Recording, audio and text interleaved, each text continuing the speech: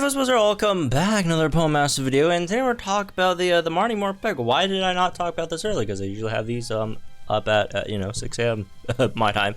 It's because I forgot she was coming out today. I thought she was coming out tomorrow, but apparently she's coming out today. So let's talk about it, right? So Marnie Morpeko, honestly, might be low-key the best unit this this anniversary. I don't know. End's really good though. End's really good. But regardless, a very powerful unit. As you guys know by now.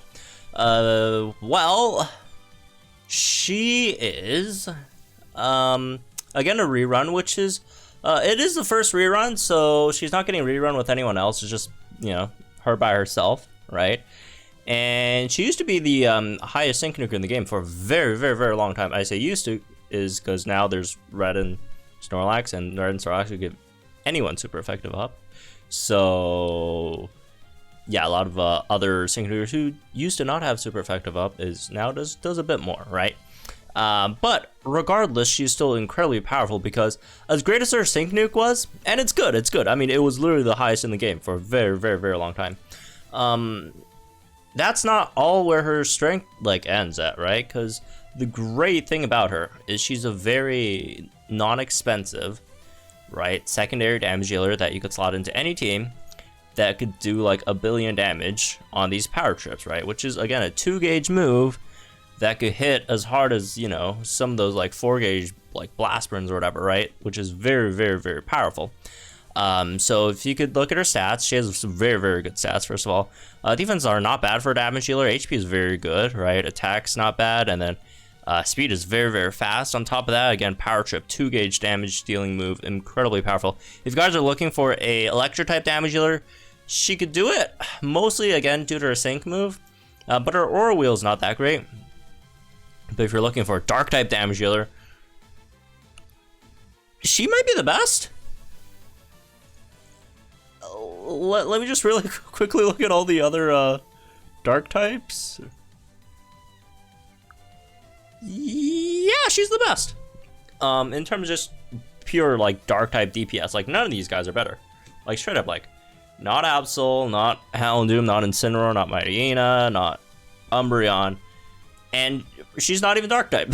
She's not even dark type. Obviously, you know, her sync move is not dark type, but I mean, her sync move is much better than like most of those units as well, right? Even being like non-super effective versus like a dark type super effective stage, right? So yeah, she's just very powerful, right? Incredibly powerful. Her full sync nuke doesn't unlock at 3 out of 5, so that is something I guess you should be aware of. But her power trip damage, you basically get it all at 1 out of 5, right? Because she doesn't really have any multipliers. It's just that power trip is very overpowered, right? It's just an incredibly overpowered move overall, right? So yeah, and her kit, you know, is very easy to build up as well, right? Over here, snack time raises your attack by 1, and when your speed is raised, it raises your attack by the same amount. And then in full belly mode, you get gradual healing, and hangry mode, you get crit, right? So it's again very easy to max out her stats over here as well, right? So yeah, she's just basically just a plug, you know, plug into any team, and that team instantly gets much better, right? With another fantastic secondary damage dealer that a lot of times might do more damage than your main damage dealer, but with a 2-gauge move, very cheap to slot in, right? Pretty easy to use generally, right? Not super heavy on supports. Yeah, it's just very good, right? So in terms of if you should summon her versus any of the other units, banners that are up, right?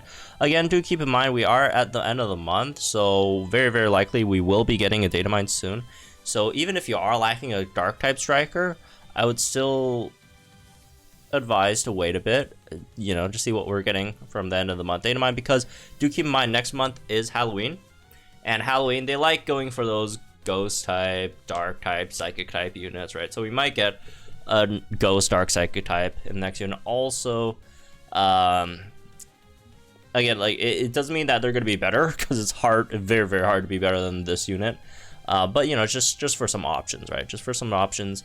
But if you are, again, missing a dark type damage dealer, she's fantastic, right? Again, she's probably just the best in the game, DPS wise. It's just so good, right? Oh, I also forgot to talk about the mode swing, right? Yeah, every other turn you get an extra 50% damage up on your power trip, which is, yeah, on top of being, you know, very good. It's just kind of insane. But yeah, her sync move, not super hard to set up either. Just need to paralyze the opponent, right? And then again at 3 out of 5, you have inertia. So basically, she's if you want to pull for her, you kind of want to go for either 1 out of 5 or 3 out of 5, right? 1 out of 5 is just for power trip damage. 3 out of 5, you get the full sync nuke, right? The not full sync nuke is still very good, but obviously the full sync nuke is that's another, what, 2.3 times multiplier over there on top of having the sync move power up nodes unlocked, right? If you're looking for like just a electric type DPS, just like if you're not looking to nuke with her electric type damage is not that, like, Aura Wheel's just not that great, right? But again, her, you know, electric type nuke is incredibly powerful. So would this be a unit that I would suggest people summon on? Again, if you need dark type damage, right? This I would say yes. I would say yes.